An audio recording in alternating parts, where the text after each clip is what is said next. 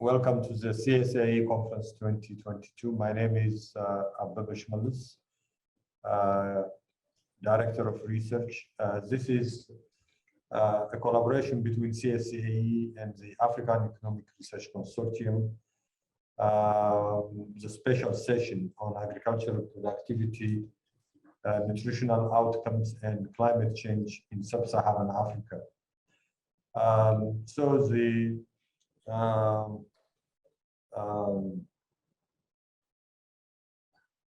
Just a second. So what we do today is we have 4 presentations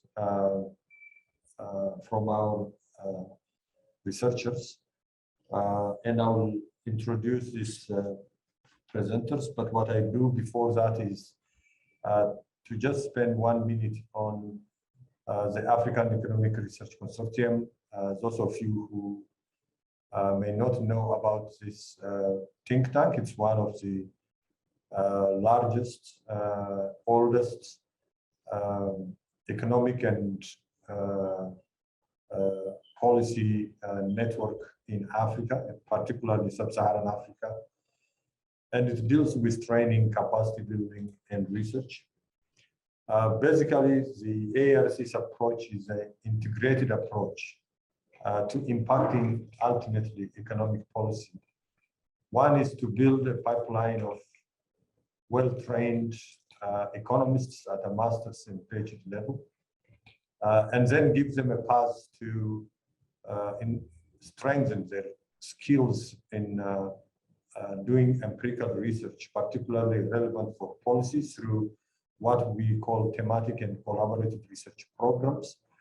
And then whatever findings we are able to generate from our vast research, we filter those and engage the policymakers through our senior policy seminars, national policy workshops, and in some specific cases through a network of central bank government.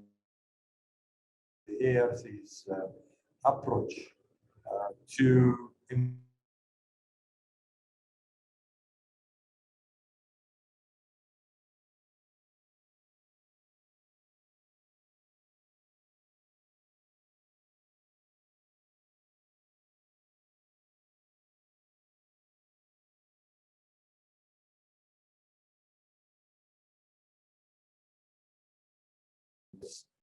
has done this consistently. So today our presenters come from the thematic research program, where they have been provided opportunities through research grants and also continuous peer reviewing and mentoring. So the CSAE forum is also one of those well-established relationship between the ARC and the Center for the Study of African Economies to build quality and at the same time also build capacity in economic management in Africa. So the thematic research today that we are seeing here uses a unique framework combining learning by doing by researchers, peer review, mentoring, and networking. And also taking this research into a review process, what we call a biannual research workshop. And through this also we provide opportunities for capacity building. So basically I took you through the some of what we do. The thematic research program is divided into 5 groups: poverty, labor markets, income distribution, macroeconomic policy, etc. This is a well-established ARC thematic research programs.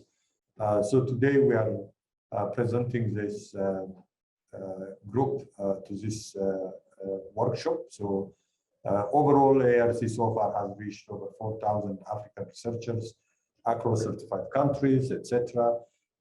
So we really welcome all of you to this session. And without further ado, I'll just go to the presentation. Today we have 4 papers by 4 groups of researchers. One is a paper on impact of climate change on agricultural income in Côte d'Ivoire. And another paper is crop diversification, household nutrition, and child growth, and agricultural productivity, technology adoption, and financial inclusion. So I just invite the first paper, agricultural productivity, technology adoption, and financial inclusion in Tanzania, a spatial analysis by Ariane, Amin, Eric Dago, Eric Terry Yogo.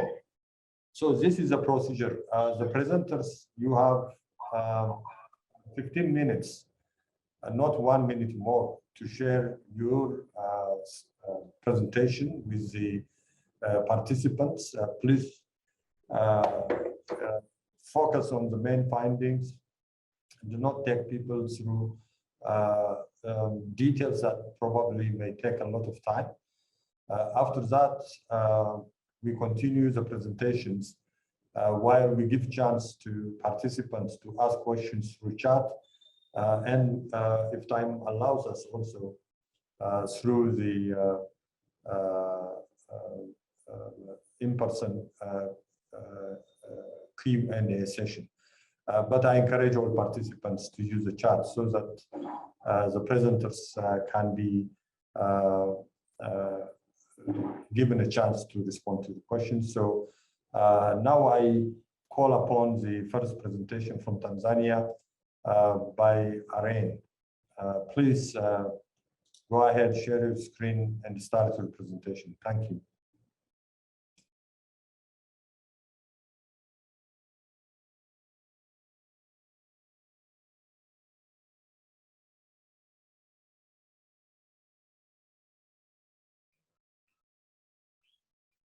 Hello, thank you, Mr. Abebe. Do you see my screen, please? Hello? Yes, we can see your screen. Okay, thank you. And I hope you hear me well too. Yes, all fine on the sound, thank you. Okay, thank you. Okay, so I would really like to thank the African Economic Research Consortium for this special session. And I also like to thank my colleagues on this paper, Eric Dago, Eric Kere, and Thierry Yogo. So what this paper is about. So this paper is all about agricultural productivity and through technology adoption. So what can we say about the background? Okay, so we all know the importance of agriculture in the economics of the country in sub-Saharan Africa region. And an increase of this agricultural productivity is needed not only to feed the important population, but also to get more market share at regional and global level. So how can we increase this agricultural productivity? So in this paper, we want to discuss 2 options. So the first one is to try to tackle the level of adoption of new agricultural technologies, to boost the productivity. And the second one is to try to investigate some way to promote efficiency in this technology diffusion process. So the first point about the level of adoption of new technology, we will try to rely on access to credit and financial inclusion, which has been widely discussed in the literature. And for to promote efficiency and saving in the technology dissemination process, we like to regard the farmer-to-farmer interaction, farmer-to-farmer interaction. So in this paper, we want to answer 3 key questions.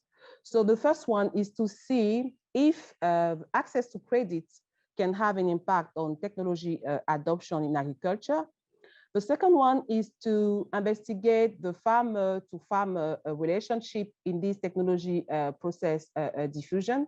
And the third one is to see overall if the technology adoption impact the agricultural productivity. Why a case study in Tanzania?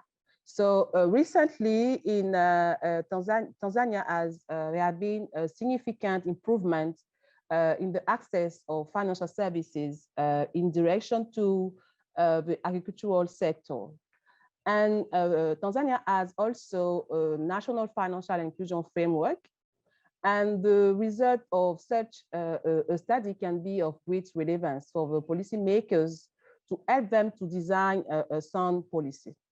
And overall, we also get a database, so a household survey, which contain GIS information, so that can enable us to test our farmer-to-farmer interaction hypothesis. So what have we done in the literature on the link between access to credit on agricultural technology? So a lot of work have been done, and most of them find a positive and direct link on access to credit to actual technology. So there are few studies that did not find any link between credit and technology adoption. What about the link between adoption and productivity? So we have some references in Tanzania too that show that adoption of agricultural technology can lead to more productivity in Tanzania. And we also have some example in Uganda.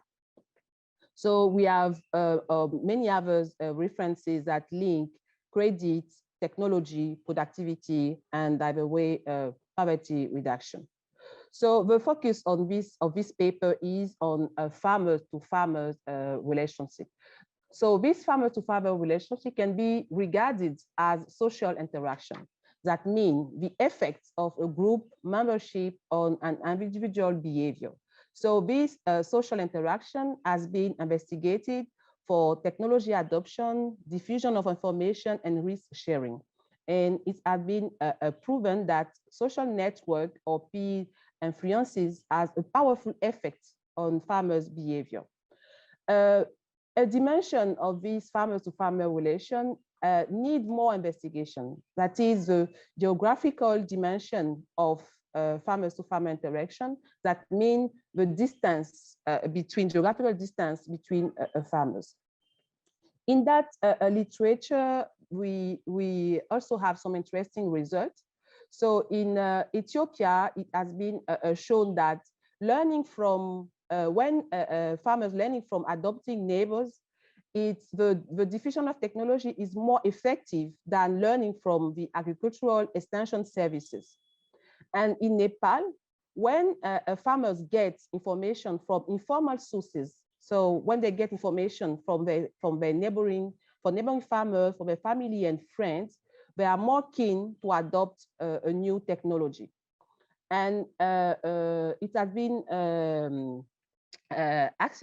proven that farmers-to-farmers extension program for smallholder in sub-Saharan Africa can be a cost-effective alternative to conventional farmer training approach. So this study, our paper, want to contribute to this literature first on the link between credit and technology adoption and agricultural productivity, but also on the role of farmer-to-farmer relationship in that technology process diffusion. So we use a GIS database, as I said previously, and we conduct some spatial econometric analysis in our model. So we estimate two models. So the first one is a technology diffusion model. Now in this model, we test whether the spatial pattern will affect the adoption of each technology. So due to some econometric specification, we use an approach introduced by Lesage. And the second model is a model link productivity, adoption, and financial access. So in this, for this model, we estimate a spatial Dubin error model. And in this model, we assume that the disturbance, so the error term, are spatially correlated.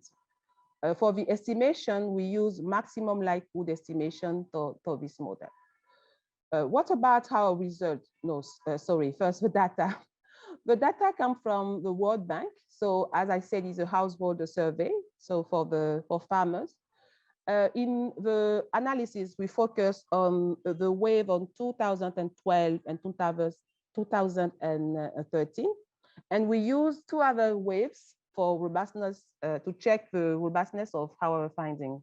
So overall, we have about 1,700 farmers in the survey.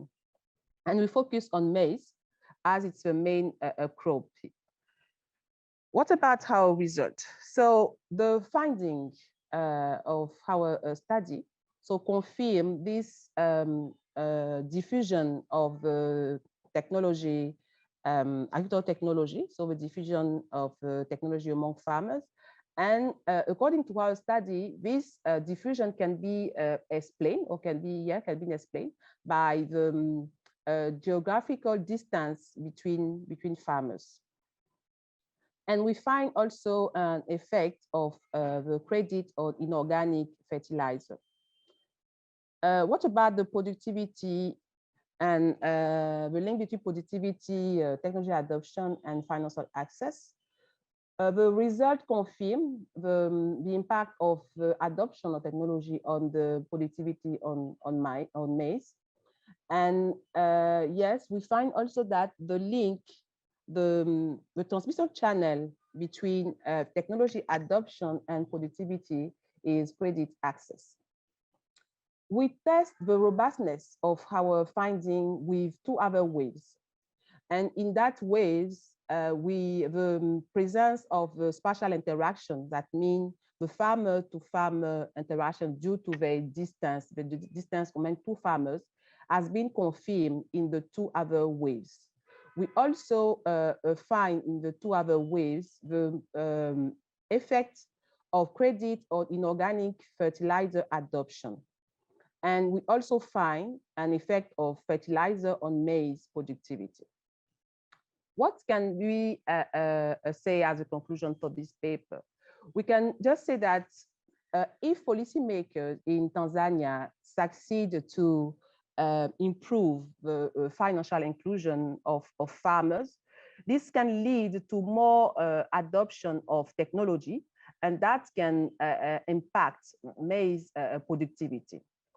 And once the financial barrier is gone, that means once farmers get money or get financial resources to adopt a technology, so the strategy to disseminate the new technology can be based on the existence of this geographical farmer-to-farmer interaction.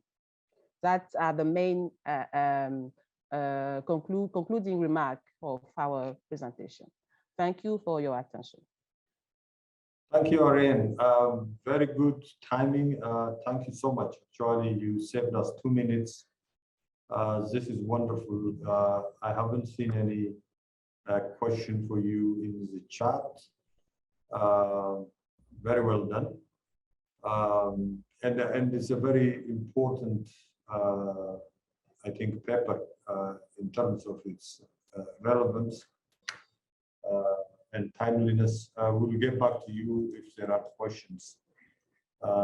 So we can now move to the next paper by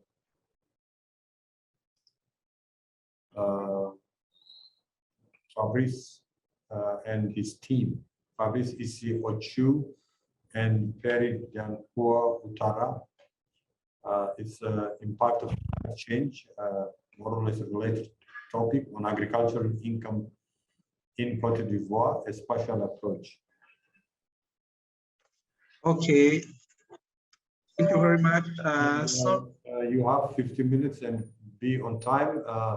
Learn from Ariane, please. Okay, thank you, Professor. Sorry, I had some network issue, so all is okay now. So good morning, everybody. First of all, I would like to thank the chairman for giving us the opportunity to present our work in this IRC Oxford University session. The title of this study is Spatial Analysis of Climate Effect on Agriculture, Evidence from Smallholder Farmer in Côte d'Ivoire.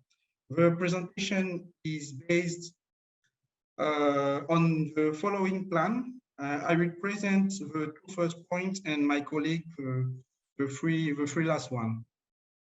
We know that agriculture is an economic activity subject to various sources of risk, among which climate is recognized to be the most significant, and rainfall disturbance observed in Côte d'Ivoire since the 1960s have exposed Ivorian agriculture to many problems. I mean, lower yields, loss of teeth, desertion of crops, and I mean modification of agricultural calendars, etc. And the prediction by many authors indicates that future change in climate parameters will lead to significant change, and that this will affect agricultural productivity in Côte d'Ivoire. It is therefore important to assess the climate effect on smallholder farmers in Côte d'Ivoire, since they are most vulnerable to agricultural yield variability. And many studies have been done on impact of climate change on agriculture. We have those that have addressed impact of climate change on agriculture with, in quote, I mean, production function model with Rosenweig and Rosenweig, and those with traditional Ricardian model with panel data, and earlier Ricardian model with panel with spatial model. Particularly in Africa, many of the studies have used Ricardian model. The Ricardian model has been subject to several criticisms. One of the most important being the assumption of spatial consistency of price.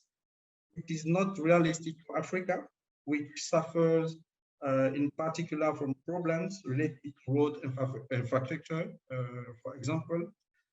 And as a consequence, these criticisms have recently led to the spatial approach in the analysis of the agricultural climate related. And our contribution to the existing literature as follows. First, our study provides theoretical proof of the questioning of the hypothesis of spatial consistency of price in the classical Ricardian model. Then it established a clear distinction between the direct and indirect effects of climate variables. And finally, our study assesses the marginal effect of climate variable on each of studies' locality.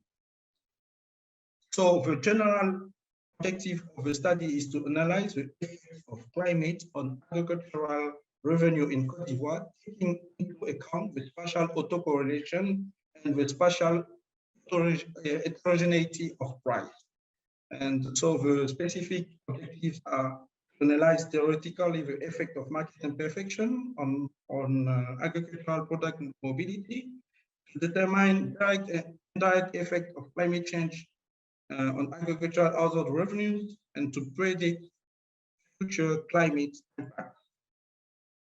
So regarding the theoretical framework, we make several assumptions. First, we suppose an agricultural household produce 10 distinct agricultural products for each product. And for each product, it has a choice between M markets. And by choosing market I for a given product A, the household bears the transport costs given by CA high, which is equal to D high, D high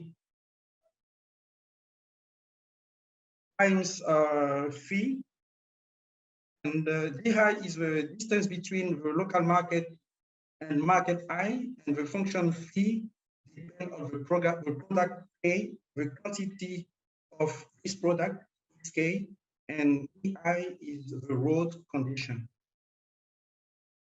The main results are as follow. In proposition 1, we say that the household choose market I instead of market G if the difference in prices between the two markets is greater than the difference in average transport cost between the locality of residence of the household in each of the two markets. Therefore, the consequence of this proposition is that the household chooses to sell its product on a market instead of local market if and only if the price of a local market increased by the average cost of transport is lower than the price of market I. In proposition 2, we can say that whatever the price for a given market I, there is a threshold distance beyond which the household chooses the local market. The result of, our theoretic analysis have implication for our empirical analysis.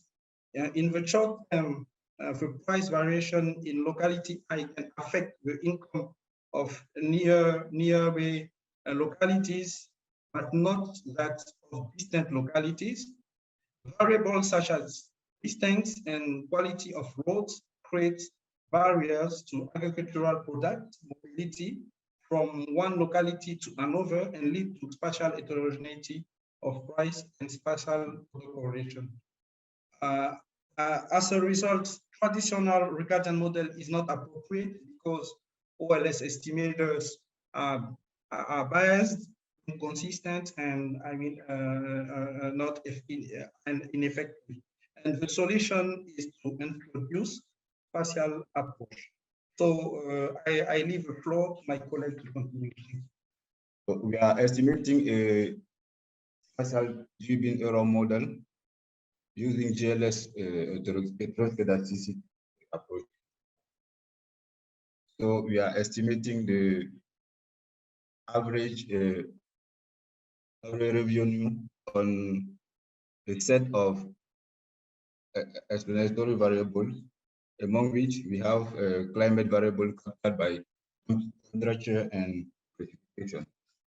So we try to take into account the non-linearity of climate by introducing the square of climate variables. So just in this table, we can see the results of the estimation. So from the table, you can see that rainfall has a non-linear and direct effect and a positive indirect spillover effect on agricultural revenue in Côte d'Ivoire. Figure 1 shows that the total effect has a inverted U-shaped curve. And in figure 2, displays the total marginal effect of precipitation on agricultural revenue. It is shown that the marginal effect of precipitation increasing from the south to the north of Africa. This effect is negative in the littoral littoral and western localities, and mixed in the middle in the intermediate localities between the coastal and the center locality. The effect is, I think, is positive for the other part of the country. So forecasting. So we try to forecast the effect of the future climate using the IPCC forecast of IPCC scenarios. So we have four scenarios and two scenarios of decreasing in rainfall and two other in rainfall. So table 3 shows the average change in agricultural revenue based on IPCC 2004 forecasting. It appears that each scenario is due to a decrease in agricultural revenue. In fact, the loss induced by each scenario is greater than the gain, since it is not the same in each locality. Figure 3 now show the average effect of future rainfall by locality. It is shown that future increase in rainfall linked to increase in agricultural income in the northern and eastern localities and decrease in the southern and western localities. The results are reversed from the decrease in rainfall. So it is due to the fact that the southern and western localities are wet, and the average rainfall in this locality is above the estimated threshold. It is about 150 millimeters, while in the northern localities and central localities have an average rainfall below the threshold.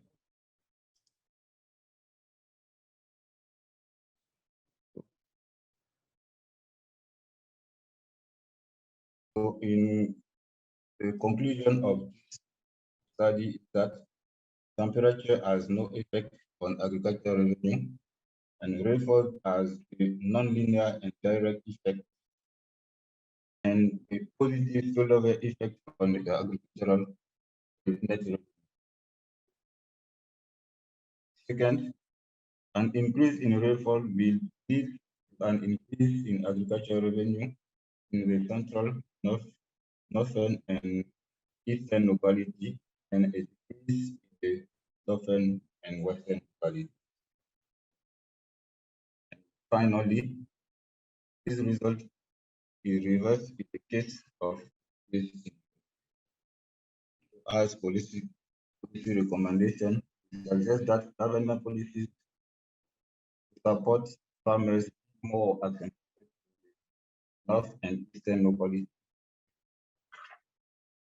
Southern and western localities benefit from rainwater drainage policies, while central and northern and central, northern and eastern localities from water management policy. And effort must be made to improve the road condition in the rural areas in order to enhance agricultural productivity. So thank you very much. Okay, thank you, the team. I think you had challenges in terms of connectivity. Apparently, yeah. So you can now stop to share your screen. I believe we received some questions on Tanzania's paper. The first paper presented a couple of questions from the chat. Maybe we give a few minutes to reflect on those questions. Ariane, I saw that you were asking back the person who asked for clarity. Is it possible to give the mic to the people who asked Ariane so that they can explain and clarify their questions?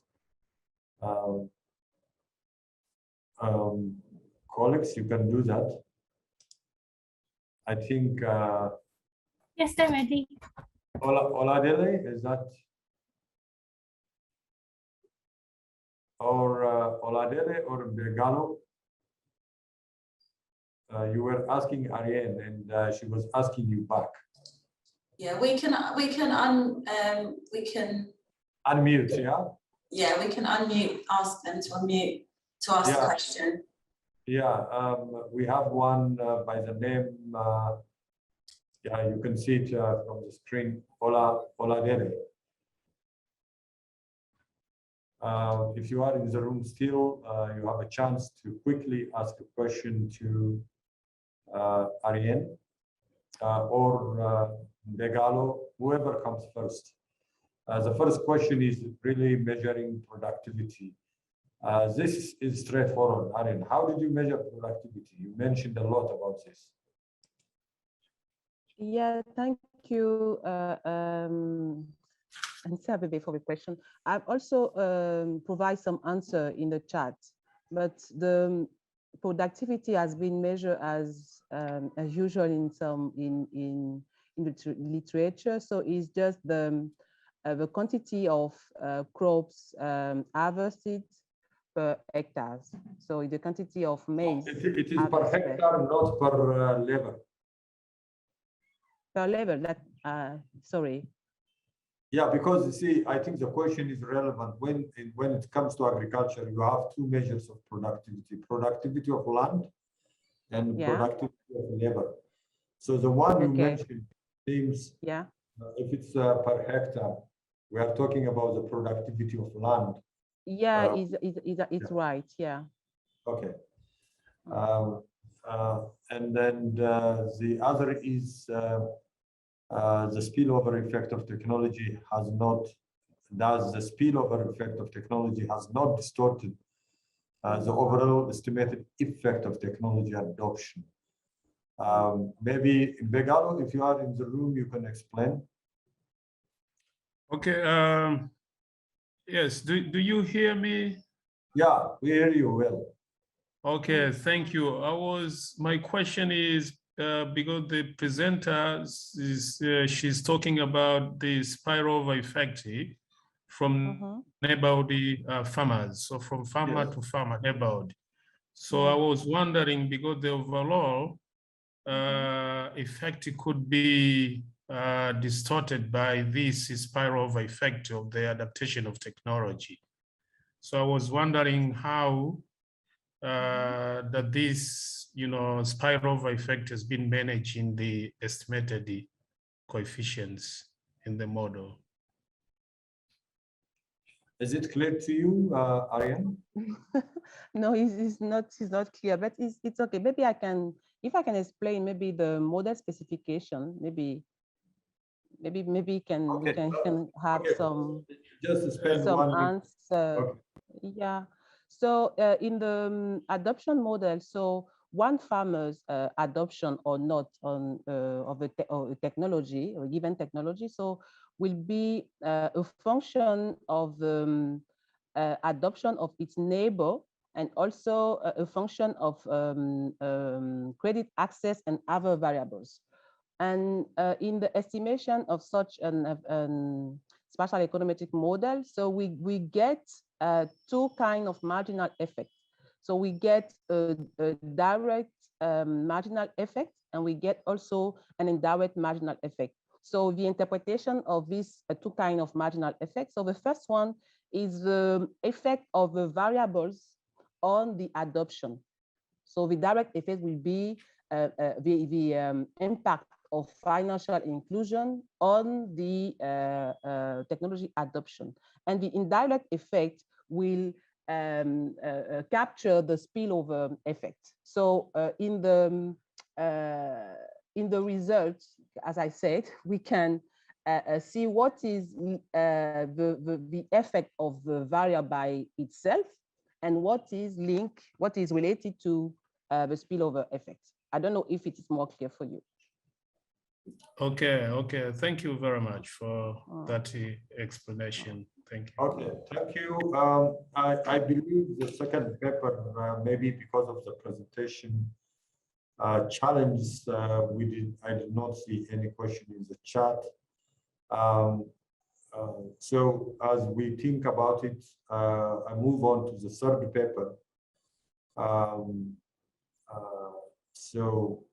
The third paper we have agriculture production diversity and market access, implications for dietary diversity among smallholder farm households in Cameroon, by Juliana Anchang, Meliko Majori, and Esse.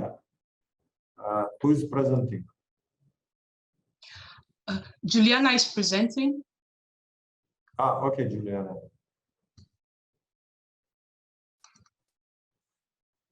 You have 15 minutes. Good afternoon, everyone, and welcome to this presentation. My name is Juliana Anchang, and I'm delighted to have the opportunity to share some insights on agricultural production diversity and market access and its implications for dietary diversity among smallholder farm households in Cameroon. This paper is the outcome of collaborative research efforts, and I feel honored to be presenting it. The well-recognized role of nutrition as a basic pillar for social and economic development is being challenged, especially in sub-Saharan Africa, as the trend of malnutrition indices is undercutting development of its economies. According to the Global Nutrition Report, an unacceptably large number of persons, that is 1 in 3 persons, are still affected by malnutrition, either chronic undernutrition or overnutrition. Directly and indirectly, it is one of the leading causes of ill health, human suffering, and even death. We cannot overemphasize the economic cost of malnutrition. At macro levels, it leaves huge economic impact in terms of expenditure on health and loss of productivity. And at individual level, it leaves an estimated impact that could be as high as $500 US. In the context of Cameroon, malnutrition is still very high, with 32% of the population suffering from chronic malnutrition, and which 13% of them is severe, 13% is severe. Although trends in reducing underweight in children show the country is on course to meet the targets for the SDGs, there is a steady rise in some overnutrition indices in both children and adults. Unhealthy diets is a key risk factor for the global burden of malnutrition. Narrowing the diversity of diets and the slow progress in addressing malnutrition has been linked with simplified farming systems. However, it's not clear how these simplified farming systems are contributing to malnutrition. A lot of progress has been made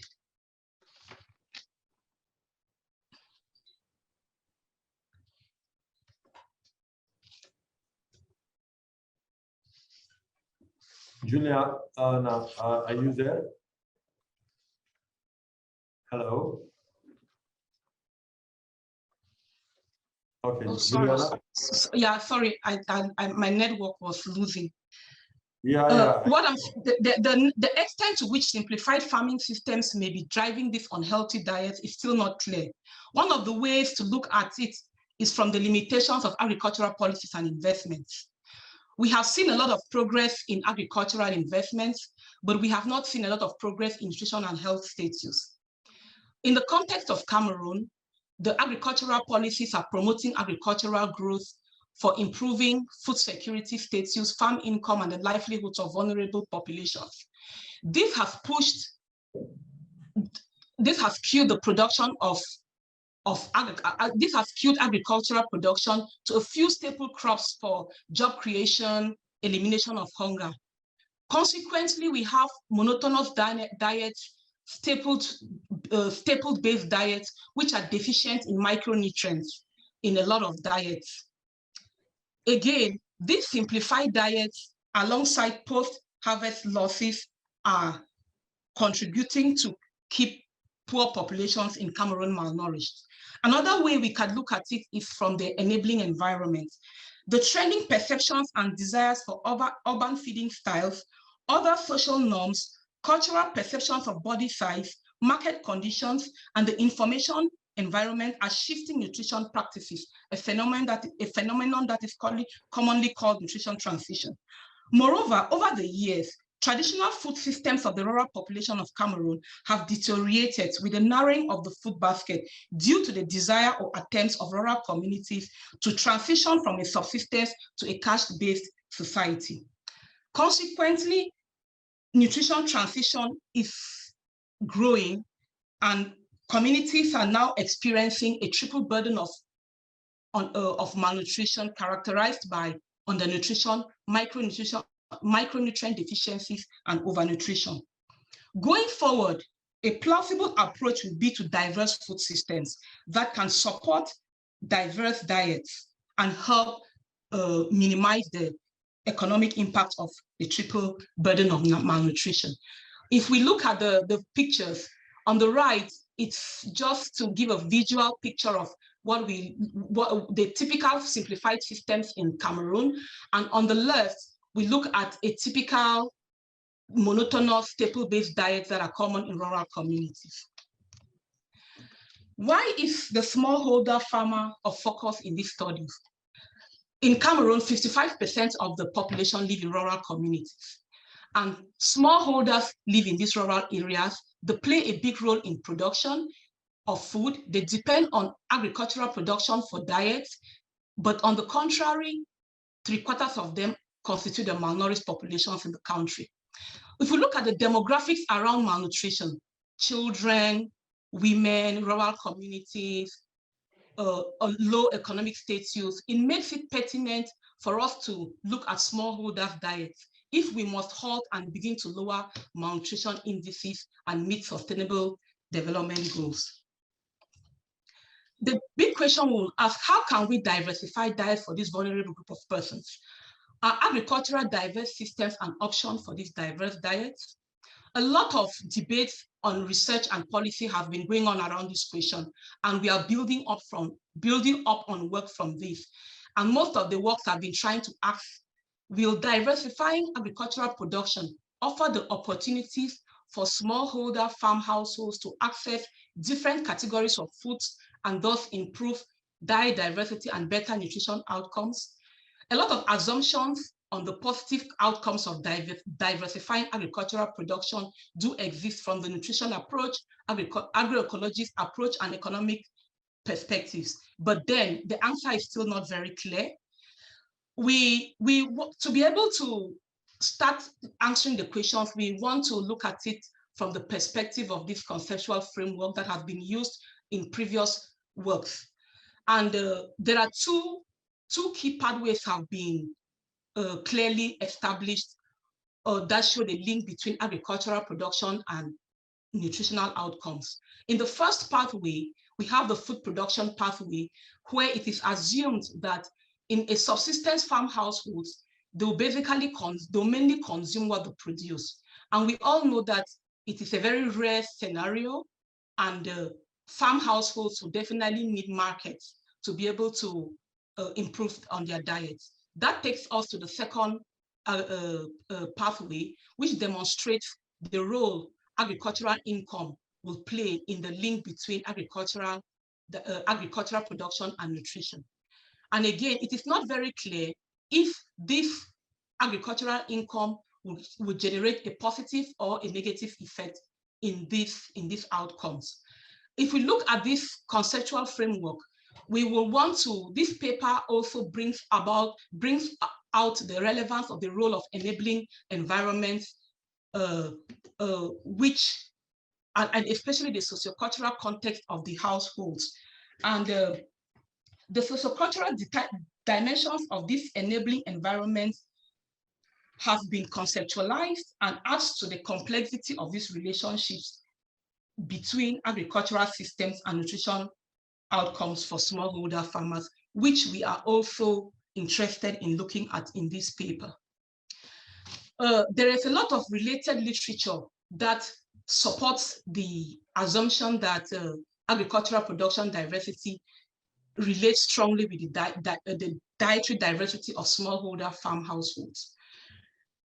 Basically from looking at studies, case studies, panel studies, time series studies, cross-sectional studies, a lot of studies have been done, but yet we are still not clear as to if agricultural production diversity has strong implications for dietary diversity of small households.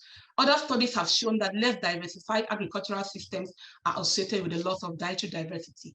We also have a lot of studies that have demonstrated a significant influence of market. Can you go faster, because you have used a lot of almost more than 10 minutes just on background. Okay, thank you. Start from this 5 minutes. Okay, so the main hypothesis of this study is, in addition to the contribution of production diversity and the mediating role of market access, sociocultural factors have a significant influence on dietary diversity. We seek to answer the following questions. What is the effect of agricultural production diversity on diet outcomes? How is agricultural production diversity linked with food consumption patterns to prevent diet-related risk of NCDs? And what is the role of markets in the link between production diversity and food consumption? This study was conducted in the southwest region of Cameroon, and it has classical characteristics for agriculture that and the villages in this region, 80% of the villages are agriculture dependent, and food production is very high. The study made use of cross-sectional household data that was collected between October 2018 to May 2019 to encompass 2 harvesting seasons. A multi-stage sampling was carried out to identify 556 households from 12 villages. Finally, 494 households were used in estimating the effect of agricultural production diversity on diet outcomes. A questionnaire was used that captured house and farmhold characteristics, knowledge and perceptions, and culture and attitudes towards diet, agricultural production data, and food consumption data. The key variables, the agricultural production diversity as an explanatory variable was measured by asking smallholder farmers to count the number of food groups they produced in the last farming season based on 10 food groups. Nutritional outcomes were measured using 2 indicators, dietary diversity indicators, the household dietary diversity scores and food consumption scores. Market access was measured by smallholders estimating their walking distances to the nearest market. Other sociocultural factors were also measured. This table is an adaptation by the authors to be able to estimate the diet quality of smallholder farm households. This study had some limitations which were effectively addressed. From this table, we find that a greater majority of the households consumed staples. And it also shows that market purchases played a significant source of food for these smallholder farm households. Agricultural production diversity, on the average, 2.1 food groups are produced by farm households in this region. Majority of the smallholder farm households in this sample consume at least 4 different food categories or groups during the 1 week before the survey. Poor food consumption patterns or diet quality is a common phenomenon in this community based on the food consumption scores, which were designed mainly to estimate diet quality of the smallholder farm households. Market income pathway is more relevant in these households for dietary diversity. Our empirical strategy for this study is estimated by this equation, and it models the primary pathways of nutrition outcomes, precisely dietary diversity. Again, to address indemnity issues, we identify possible instruments for agricultural production diversity on the premise that the decision to diversify food group production may be influenced by factors that may also influence food consumption outcomes of the same farm household. Finally, we used the Poisson and the instrumental variable regression models to address the possible endogeneity of our key explanatory variables. In estimating the effect of agricultural production diversity on diet outcomes of smallholder farm households, we found that agricultural production diversity has a positive and significant effect on household diversity, household dietary diversity in the absence of markets. The magnitude of the effect of production diversity on nutritional outcomes in this study area is relatively small, though the effect is positive. We also estimated the role of markets on the diet outcomes of smallholder farmers, and we found that market access has a negative and significant association with dietary diversity. The further the markets, the lower the dietary diversity, and vice versa. We looked at the role of social. Could you wrap up, please? Okay. We also found a significant association with some sociocultural factors on the effects of agricultural production diversity on diet outcomes. We looked at the cross effects of markets, and we found that there was no significant, even though with better access to food markets, dependence on dietary diversity on production diversity begins to break down, though this was insignificant. In conclusion, agricultural production diversity is relatively low. We have moderate to poor access to local markets and district markets respectively. Dietary diversity is moderate at household level, and diet quality is inadequate in the households. We also conclude that increasing agricultural production and improving market access have potentials to improve smallholder farm household diets and nutrition security. Independent of access to markets, household food consumption outcomes are favorable with greater agricultural production diversity. Knowledge, cultural perceptions, and norms around diets have significant contribution to the estimate of the total effect of production diversity and markets. We recommend that beyond policies and subsidies that improve agricultural production or market structures, we should go beyond these policies that improve production and markets in a siloed manner, and we should bring an integrated approach that parallels society and culture.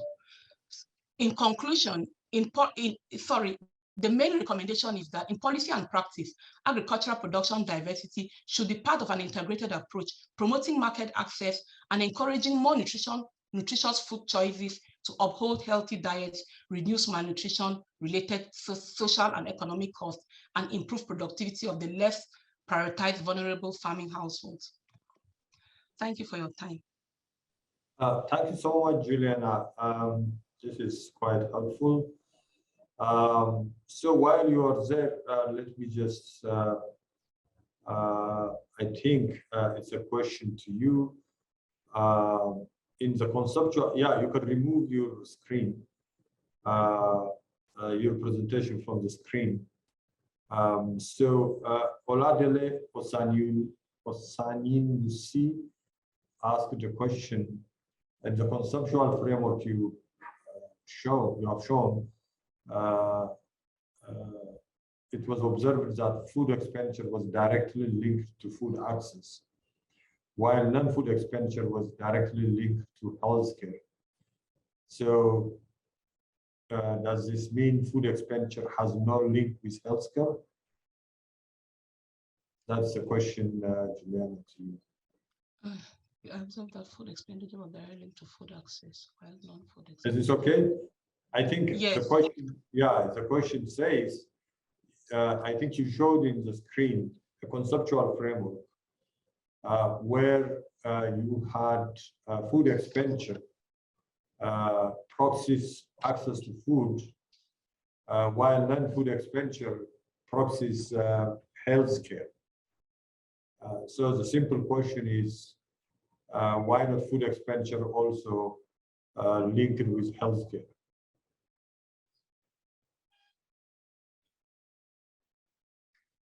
Yeah, maybe you can think about it. And we'll get back to you in case the question is not clear. But also, you know, I want you to think about the approach you have taken in terms of creating an association between agricultural production diversity and dietary diversity, I believe. So what you wanted to know was farmers who are believed to be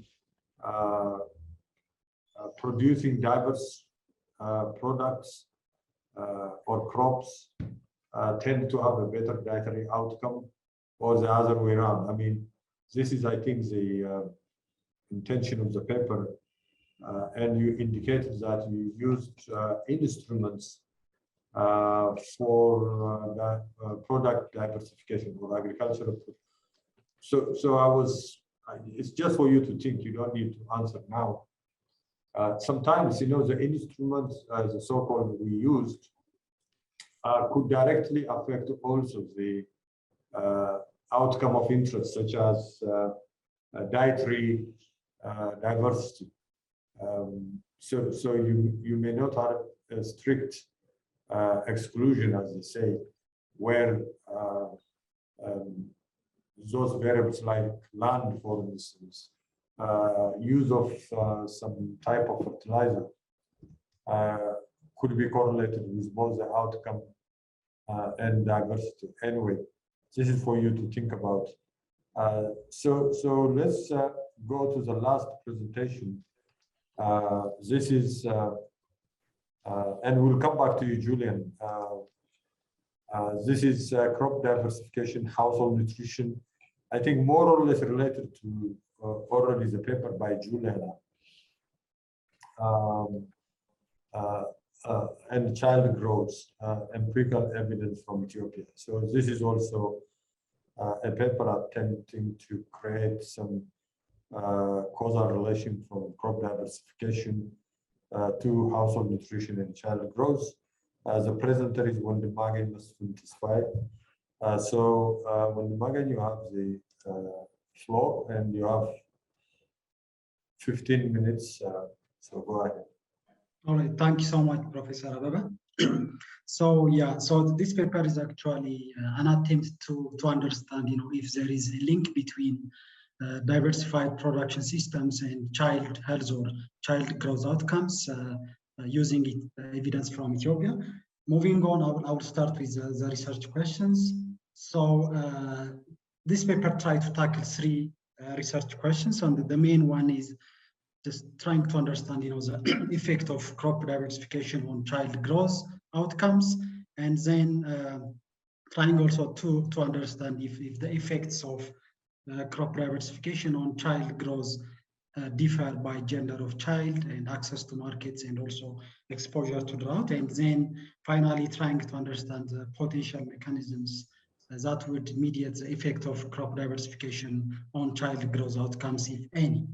So moving on, as a motivation, Juliana was also talking about this one, you know, sub-Saharan African countries, especially those in the rural areas, are, you know, characterized by high risks of undernutrition and nutritional deficiencies, which we often, you know, define this as hidden hunger, because the policy focus so far has been, you know, most of the time has been on food security outcomes. But if you look at the population who are at high risk, we can say these are mainly children who are paying the heaviest toll. This is because, you know, undernutrition is the major cause for days of under 5 children, contributing about 45%. And this also, you know, affects their future, and this will also have impact on their productivity, or it also has, I mean, the effect will be kind of, you know, intergenerational. So now the question will be now how we can leverage the benefits of agriculture to improve nutrition outcomes. This is because most of those who are at high risk of undernutrition or malnutrition are those who live in rural areas and get their income or livelihood from agriculture. So if you look at the policies in the past, there have been the nutrition policies, they have been mainly focusing on aligned with health sector, and there was less push against the agricultural sector to contribute to improving nutrition. So this could be one of the reasons why the agriculture sector has been very slow to respond to the persistent problems of malnutrition we have been observing. If you look at some of the green revolution technologies which have been the solution for improving food security or improving rural incomes, especially this is an experience from Asia, but this has been less helpful for the African context due to many reasons. But instead, this kind of promotion of these technologies which led to farm specialization, they expose farmers to different shocks, and they also in some cases lead to lower productivity, and in most cases they aggravate food insecurity. So this means specialization could have like an adverse effect on child growth. But when we look at the policy focus in sub-Saharan Africa, now recently there seems to be an interest in promoting crop diversification or diversified production system as a way to deal with a variety of issues, including malnutrition and climate change. So this is actually the basic reason why I'm interested in trying to link agricultural production or production diversity with nutrition outcomes.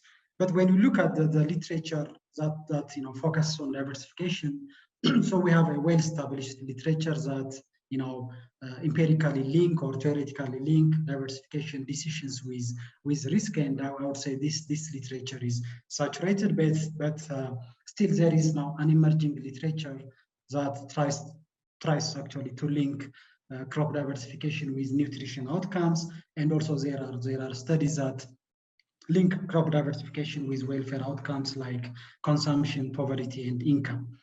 But just my study, links or it speaks to this second emerging literature by addressing some knowledge gaps which are actually related to these existing studies. So the overall objective is actually to try to illuminate actually the link between agriculture and nutrition in the small farm sector, using Ethiopia as a case study.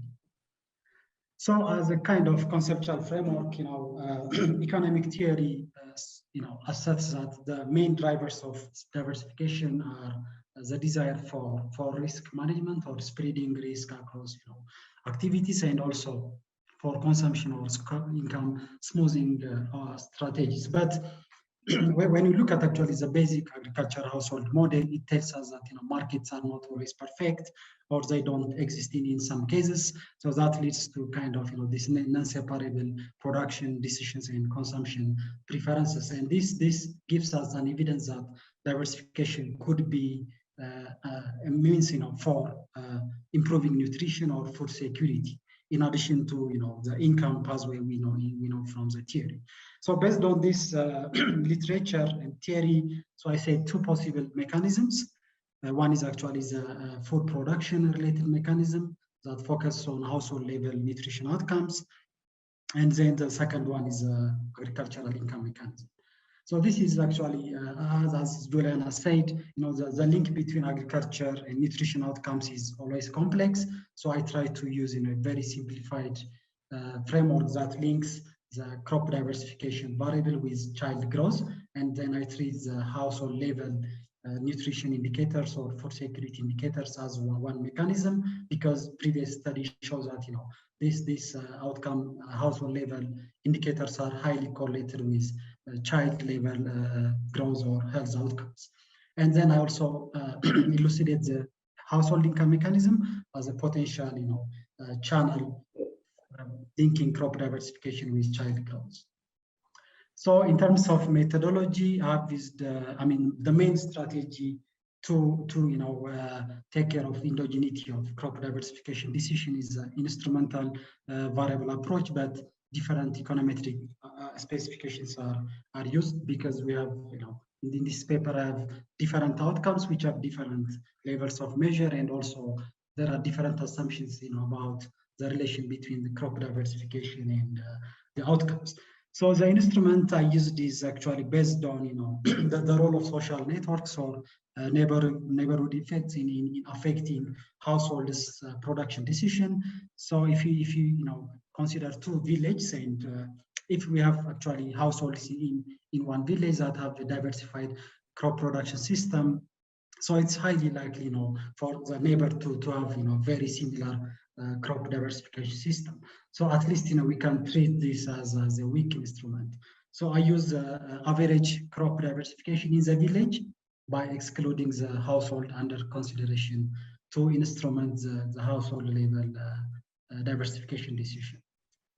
So in terms of data, I've used the panel data that spans 3 waves from 2012 to 2016 from Ethiopia, and the data actually is the survey is Ethiopian Socioeconomic Survey under the Living Standards Measurement Study Survey, and it has a very rich household module and agriculture module, and on top of that, the households are geo-referenced, and that enables linking the household level information with historical climate data. So coming to the results, so the first one,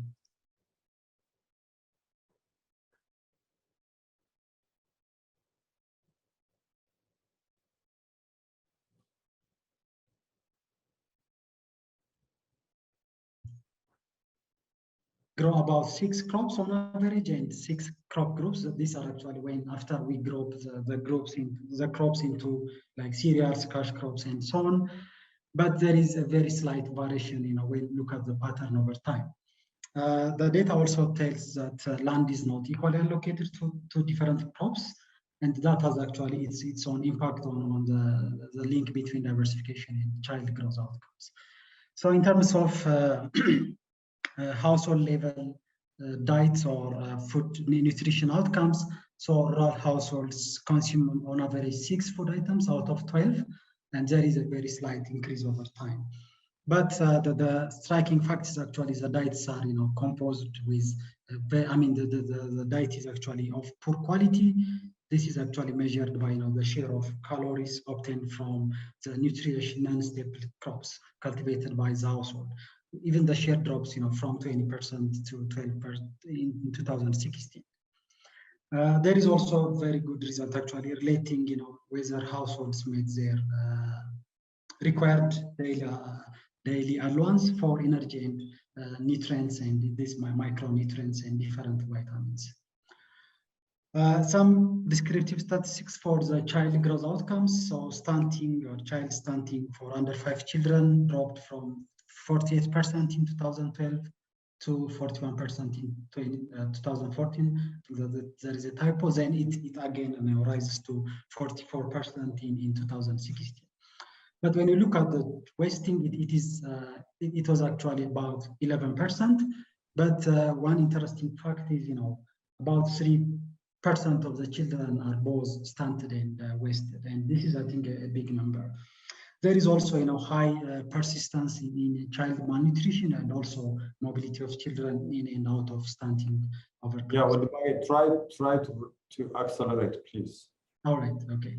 So now coming to the main results. So also, this depends on the specification or the way diversification or child growth outcomes are measured. So overall crop diversification reduces child wasting. This is by about 6 percentage points. And also it reduces stunting by 4.5 percentage points. But overall, the magnitude of the impact is higher when we consider diversification with increasing equitable allocation of land across crops, not necessarily by expanding the production portfolio by adding more crops to the production portfolio. But when you look at actually if there is any heterogeneity, in terms of the impact, so growing one additional crop reduces wasting among girls by 3.9 percentage point, but increasing more equitable allocation of land, it reduces also wasting by higher percentage point for both girls and boys. but I don't find any effect of drought shock on child growth, and there is also no evidence that crop diversification, mediates the impact of drought. One interesting finding is actually crop diversification plays very important role in improving child health, more in areas which have very limited access to markets. So in kind of just looking at the potential mechanisms, so one of the mechanisms is actually the improvement in diet diversity, which is associated with crop diversification, and also there is increasing or improvement in diet quality because of crop diversification. Also the magnitude is very small, and also the income mechanism also seems to be at play because there is a positive effect between diversification and crop allocation. Crop income. So in terms of conclusion, crop diversification has a positive but small impact on child growth, and it also plays a very important role in improving household diets and child growth outcomes or nutrition, and also agricultural income at the household level.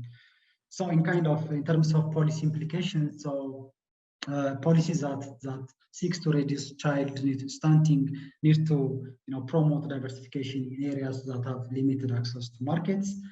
But I mean, there is also a need to just look at how complementary is crop diversification with other nutrition improving strategies.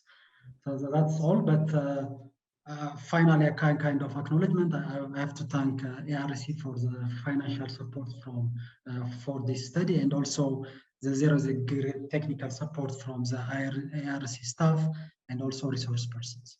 Thank you. Over to you. Thank you, Wondimagegn. This is, I think, good. We are on top of the hour. We have 8 minutes to conclude this ARC session, special session at the CSCA conference. The floor is open for anyone who wants to ask the 4 presenters. We could be sharp in terms of our questions. While I have the floor, the last presentation with the market, it's just listening to you. It sounds quite a bit interesting from established stylist fact. We learn, in our agricultural economics that crop diversification, the cause of it is one feature of crop diversification is subsistence farming. Mainly this is because of a number of factors. So it's a characteristic of even low income trap because of either for one reason farmers are unable to smooth consumption, therefore they don't venture into high risk, high return product, and they don't specialize. So basically the established view is that if agriculture turns from subsistence to business, like small business, then the diversification tends to specialize into high yield, high return crops. But what we are seeing here is actually crop diversification not only helps child growth, but even household income compared to maybe those who are not diversified. So it's quite a result that seems to be, yeah. So anyway, there is a hand I see here. Juliana, yes. This is Executive Director of ARC. Hello. Oh, I can unmute now. I can be seen. Thank you very much. Yes. This has been a fantastic session, and I think that despite the technological problems, I think everybody was exactly on time, and they presented their papers. And of course, we are going to improve on them as we go along. So I'm very happy about that, and I think we have a long way to go in terms of solving our technological handicaps, but obviously we know that the region we live in is actually volatile in terms of this. I like the presentation, and the last presentation was actually very good because we are focusing. I think this is an area that has come out very well, and including also other papers. And we know that diversification will increase incomes, just like what you have said. But the whole idea, whether it is, and it is going to increase incomes, the whole idea whether it is going to improve nutrition is actually debatable. We are now moving into an area where we think what happens out there in terms of the market and distorts the nutritional aspects of the products that people buy when they have income. It's something that we may want, I think the last speaker maybe will address, and maybe we are coming up with some similar study that may address those things, but it is going to be exciting to see that. You may not get that perfect line of diversification, incomes, and then nutrition improvement for the child. We may get some different, should I say, equilibria or some shortfalls in terms of that. I thank everyone for this showing up in this presentation. Thank you very much, and we continue on that line and pushing our frontier. Thank you very much, Abebe, for chairing. Thank you, Professor Lungu. Most of you know him in the room. As I said, he is the executive director of the ARC and a long-time alumni of CSAE. So we are very pleased to have him here. Yes, indeed, it's a very productive session. So anybody from our floor who wants to raise questions, otherwise we have about 3 minutes, maybe from the presenters. Anybody who wants to come in case you, yeah, but 1 minute. Yeah. All right. Yeah. Okay. Yeah. Thank you so much. I mean, I have to be very clear on the income pathway, because it also depends on the way you define diversification. I mean, if you define diversification only as number of crops, I think that's what the theory says, and then we may not get significant impact on income. But the impact was actually pronounced more when we look at how land is equally allocated across the different crops. So that means there is a tendency that people or farmers will have cash crops or high value crops in their portfolio. I think that's the pathway that leads to positive income. Okay. Okay. Yeah, thank you so much. Yeah, I think it's a good point. You wanted to say something?